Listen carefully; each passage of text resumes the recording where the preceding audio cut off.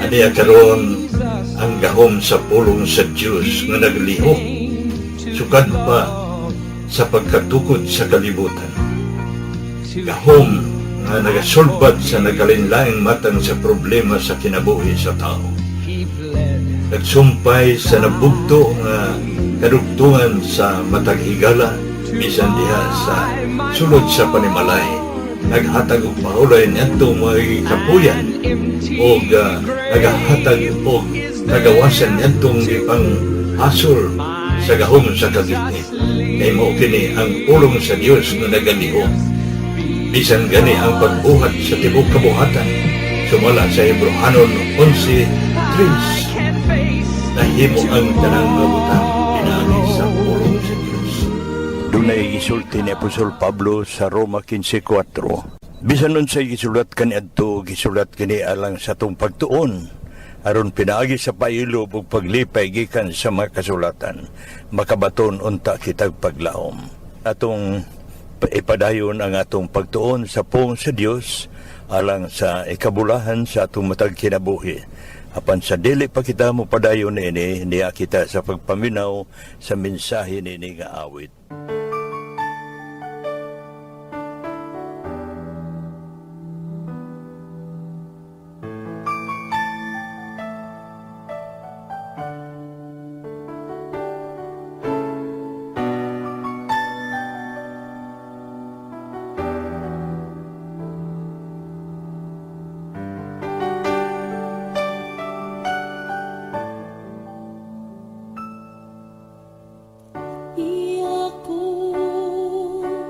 Maghahal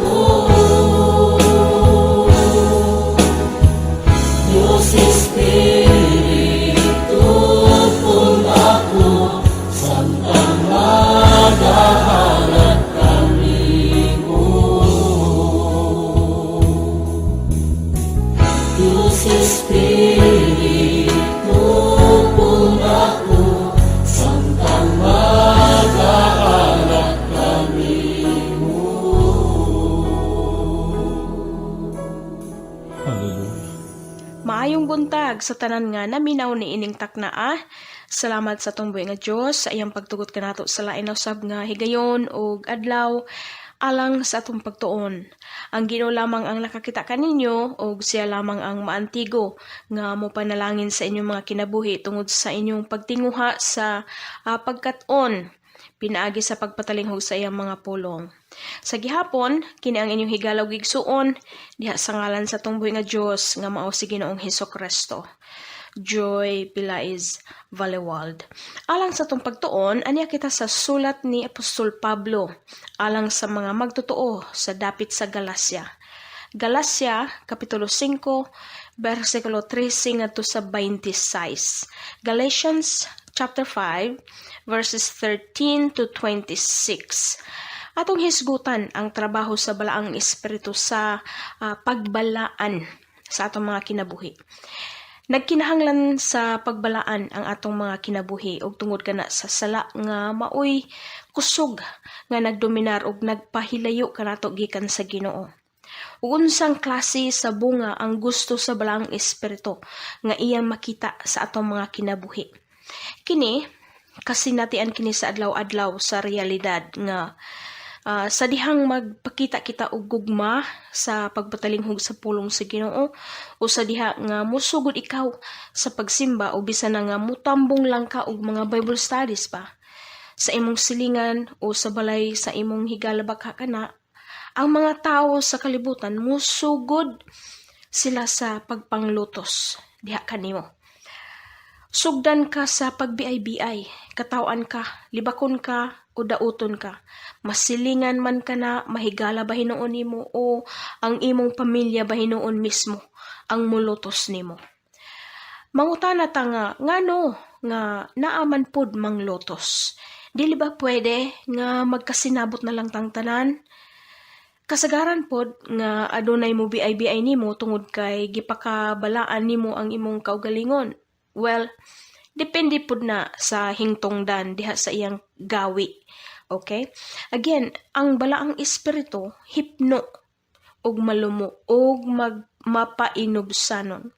So ang tinuod nga Kristohanon nga nabalaan maggawi usab siya sama sa gawi sa balaang espiritu nga hipno, malumo og mapainubsanon.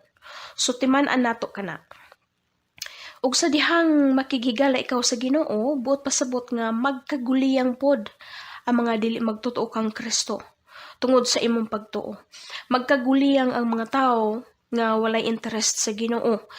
Mga gubot sila tungod sa imong pagsunod kang Ginoong Hesus kay nakulangan naman ang ilang grupo. Apan sabta kini nga giyera kini sa espiritu, batok sa espiritu, diha sa dagway sa tao. O giyera usab kini sa mga anghel, batok sa mga demonyo. Kinsa man ang kaaway ni Ginoong Hesus? Di ba si Satanas? So si kinsa man pod ang kaaway sa mga magtotoo ni Ginoong Hesus? Kadto sila nga walay gugma sa Ginoo, mga ahinti o mga nagpagamit ni Satanas. Sa politika, mag-away bitaw ka ng mga kandidato, batok sa kandidato, di ba? Kibali, mag-away pod ang mga supporters nila batok sa lain pod nga mga supporters, di ba? Puparehas ra kana. Apan ang kanunay jud nga manguna nga mangaway mao ang dautan Sumao na lamang nga sa dihang musugod ka sa pagalagad sa Ginoo. Unahan ka og daot sa mga tawo nga walay gugma sa Ginoo. Lutuson ka sa mga tawo nga nagpagamit ni Satanas sa dihang makita nila nga nagsugod ikaw sa pagtambong sa mga Diyos nun ug matarong nga mga kalihukan. Busa, sumala sa atong gitun-an sa ning labay nga higayon atong nasayran nga sa dihang gidawat nimo si Ginoong Hesus.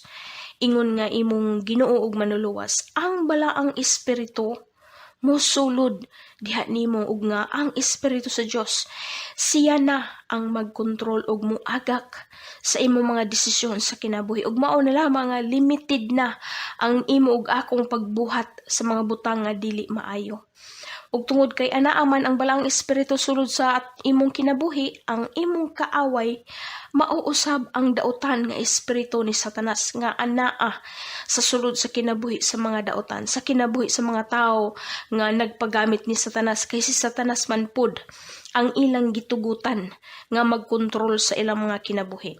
So again, giyera kini sa espiritu batok sa espiritu, giyera sa balaang espiritu nga anaa diha nimo batok kang Satanas nga anaa usab sa ilang mga kinabuhi. Busa dili angay nga mabalaka ang mga magtutuo diha kang Kristo kung makasinati kita sa mga pagpanglutos tungod kay ang Dios maoy ilang kaaway, dili ikaw o dili ako.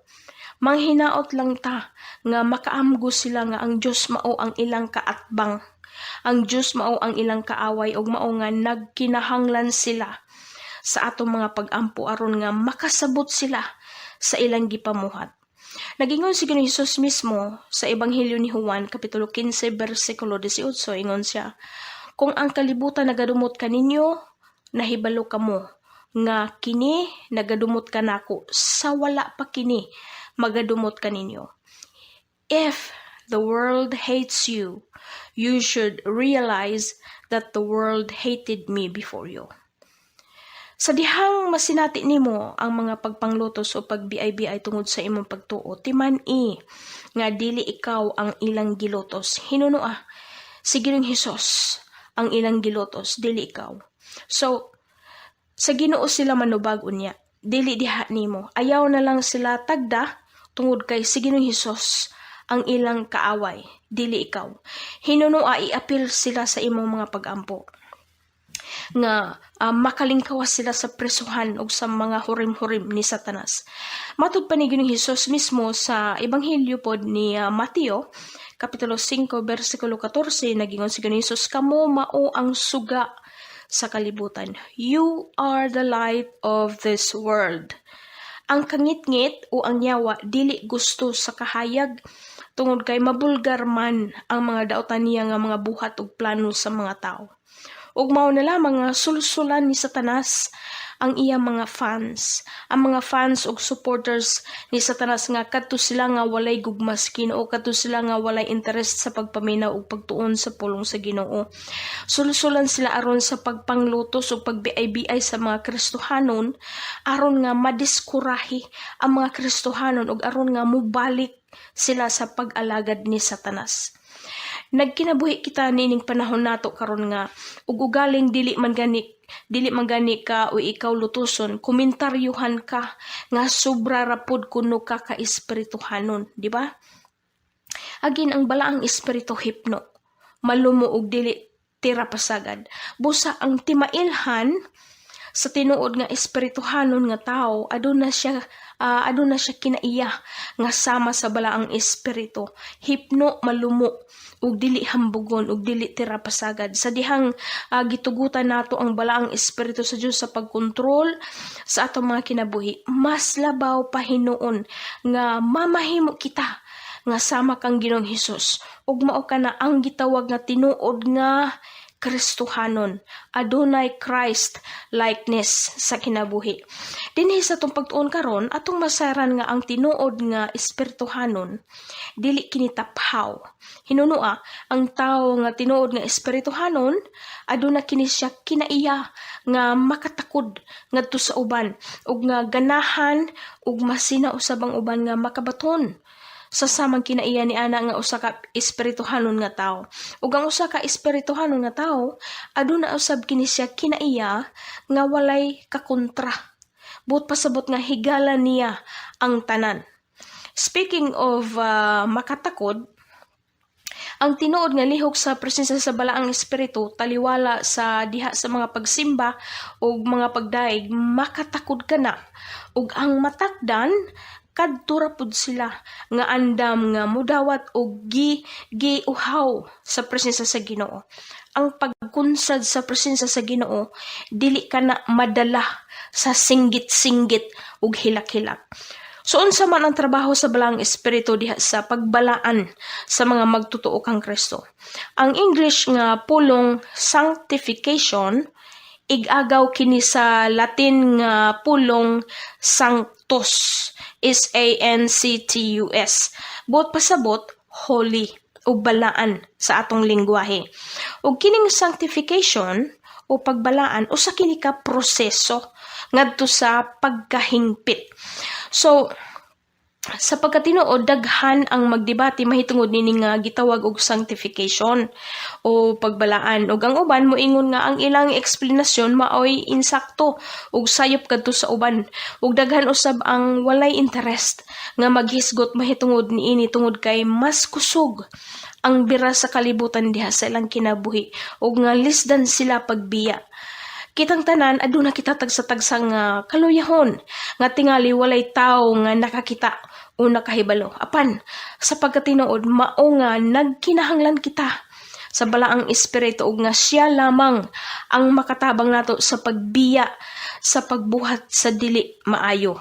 Sumala sa sulat ni Apostol Pablo dinhi sa Galacia kapitulo 5 nga ang tanan nga mga magtotoo ni Kristo gitawag kita ngadto sa kagawasan. Okay? We are called to freedom or liberty. Aduna kita kagawasan sa bisan unsa. Apan, ug kung dili kita mag-igking sa paggamit ni ana nga kagawasan, kana nga kagawasan mismo ang muot-ot nato ngadto sa kapildihan sa atong kalag. Ug ang ato jud nga number 1 nga problema ug babag sa atong pagkinabuhi nga makalipay diha sa mata sa Ginoo, mao kining kailibgon nato sa unod. Mao kining atong kaugalingon nga kahakog sa bisan unsang matang dinhi ibabaw sa yuta, ug kini nga kailibgon sa unod daghan kini silang gihisgutan ni Apostol Pablo dinhi sa kapitulo 5 sa Galacia.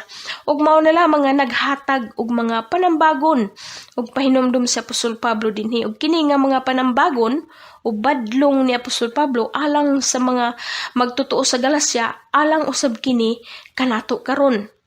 Kining giingon dinhi nga kagawasan, wala si Apostol Pablo magsulti nga dili nato abusahan. Ang iyang puntos dinhi but pasabot nga dili nato gamiton ang atong kagawasan pinaagi sa pagbuhat sa mga butang nga dili maayo.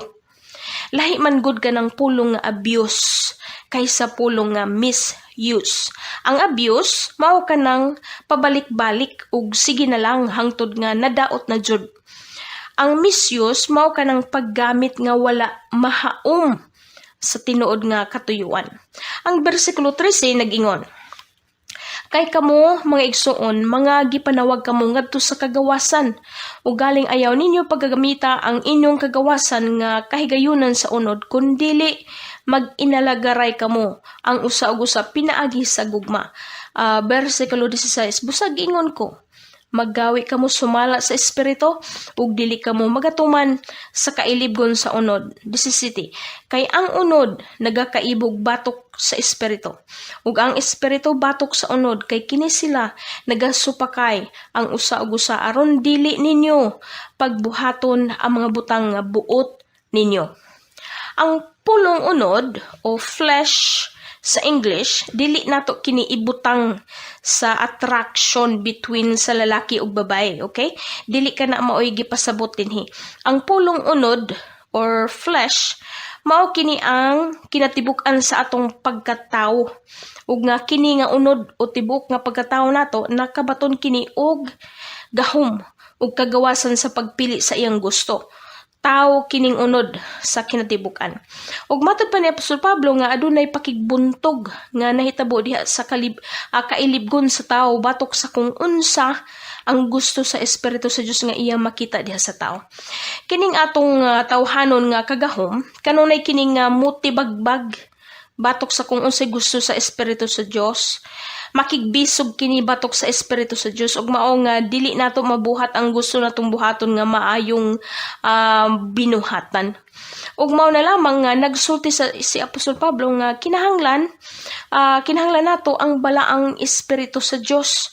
Kay pinaagi sa balaang Espiritu sa Dios mabuntog nato ang udyok sa unod o udyok sa tao sa atong pagkatao nga usa ka malapason og makabalibad ta sa sala.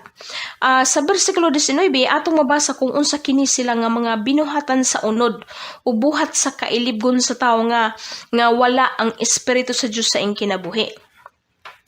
Ang bersikulo 19 nagingon, karon mahayag ang mga buhat sa unod nga mao kini: pagpakighilawas, kahugawan, kaulag, pagsimba sa mga Diyos-Diyos, lumay, mga pagdinumtanay, mga pag-away, mga pangabugho, mga kaligutgot, mga pagpundok-pundok, mga pagkabahin-bahin, mga pagbulag gikan sa matuod nga pagtuo, mga kasina, mga paghubog-hubog, mga pagpatay sa isig katawo, mga kaulit, ug mga butang nga maingon-ingon niini nga gipasidaan ko kaninyo, ingon nga gipasidaanan ko kamo pag-usab nga kadto sila nga nagabuhat sa maong mga butang dili makapanunod sa gingharian sa Dios.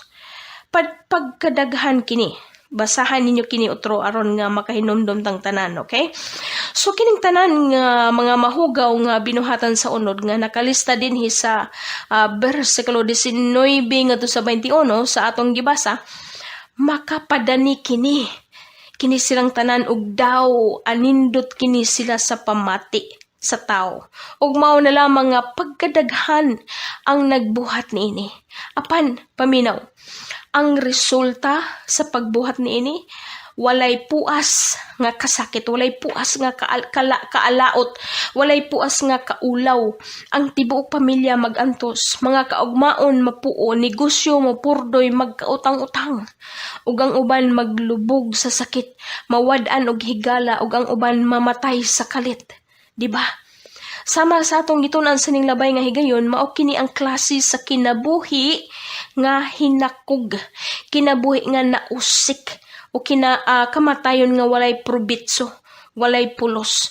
Apan og kung ang tao, ikaw ug ako, kung anaa sa sulod sa atong kinabuhi ang balaang espiritu, ang balaang espiritu magbunga kini sa mga maayong butang. Ang bersikulo 22 nagingon, apan ang bunga sa espiritu mao kini: ang gugma, kalipay, pakigdait, pagkamapailubon, pagkamahinuklogon, pagkaayo, pagkamatinumanon. 23. Pagkaaghop, pagpugong sa kaugalingon, batok sa maong mga butang, walay kasuguan. Og ang resulta sa kinabuhi nga nakabaton niini mga bunga sa balaang espiritu nga kini atong gibasa sa bersikulo 22 o 23, magresulta kini sa mga panalangin nga nagadagaya, panalangin nga mag-awas-awas, walay puas nga katagbawan sa kinabuhi, walay puas nga kalinaw ug ganting naghulat dito sa langit. Kinsa man ang dili mo angay og kalinaw, si kinsa man ang dili ganahan og kalipay. Sa dihang bising gipalihok nato ang Espiritu sa Dios sulod sa atong mga kinabuhi, the more nga mamahimo kita nga susama kang Ginoong Hesus. Ug matod pa ni Apostol Pablo nga dili nato makabot ang pagkabalaan pinaagi sa mga relihiyosong mga gawi nato. Kay pwede man gud nga nagtuo kita og nagbuhat kita sa tanang maayong butang, apan naggawi gihapon kita diha sa makauulaw nga kinaiya og pamatasan.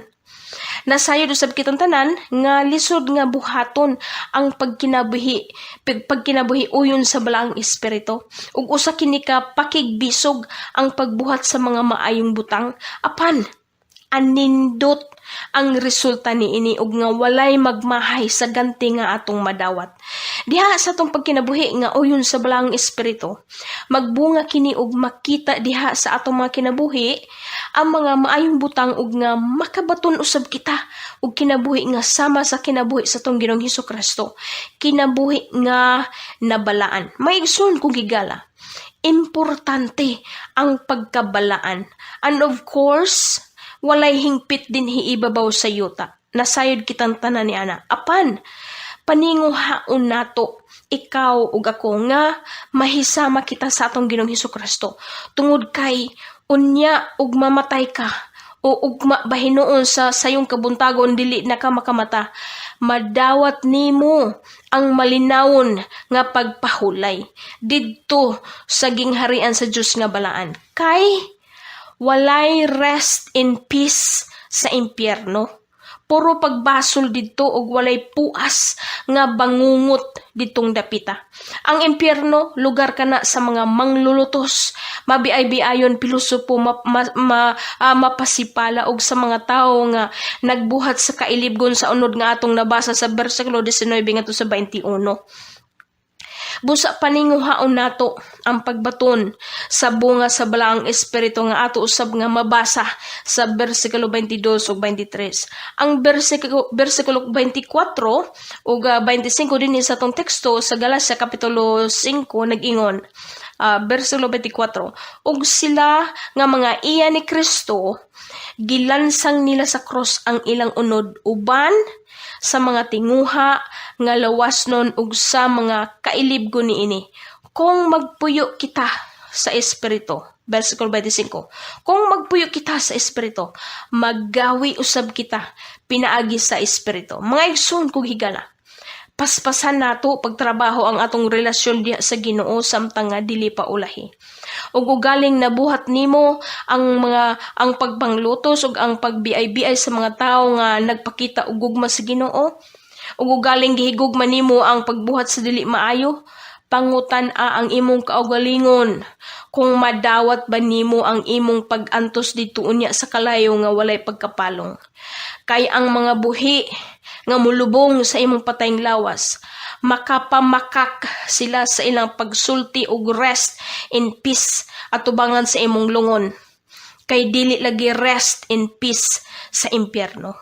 Dawata si Ginoong Hesus diha sa sulod sa imong kasing-kasing aron nga makasulod usab ang balang espiritu aron nga ang espiritu maoy magkontrol ug moagak sa tanang lakang sa imong kinabuhi aron nga maandam ikaw sa pagtambong sa dakong panagtigom sa kumbira sa mga anak sa Dios didto unya sa iyang gingharian. Ayaw pagtapol, igsuon ko og higala. Magampo kita. Buhi og balaan nga Dios sa ngalan ni Ginoong Hesukristo.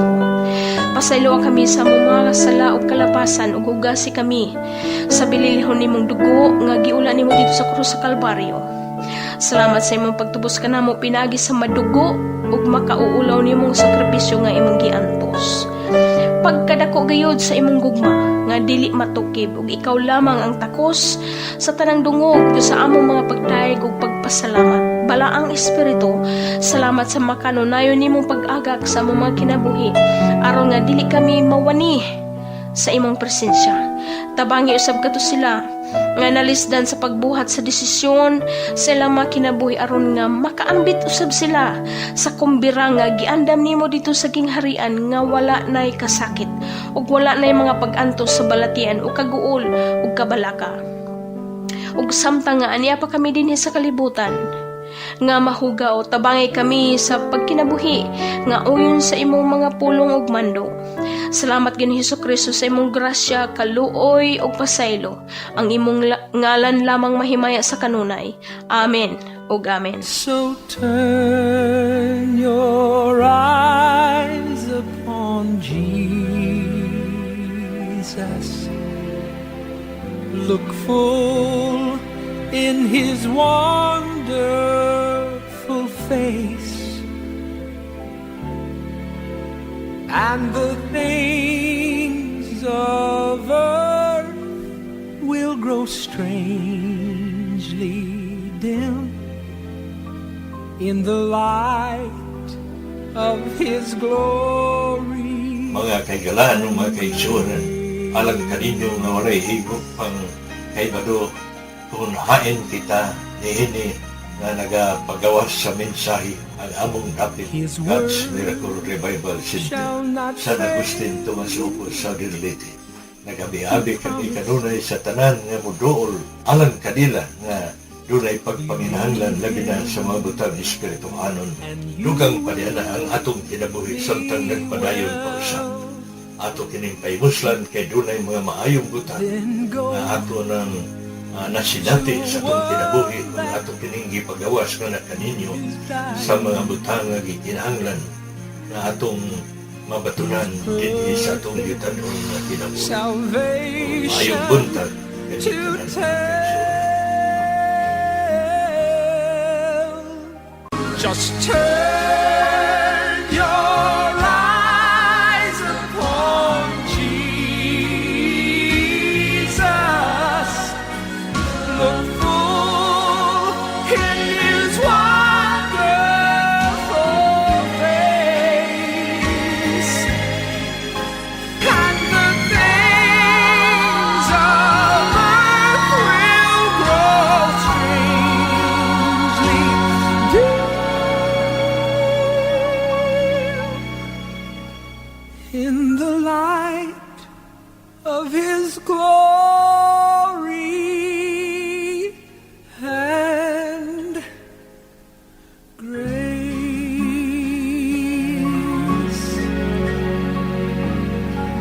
Jesus.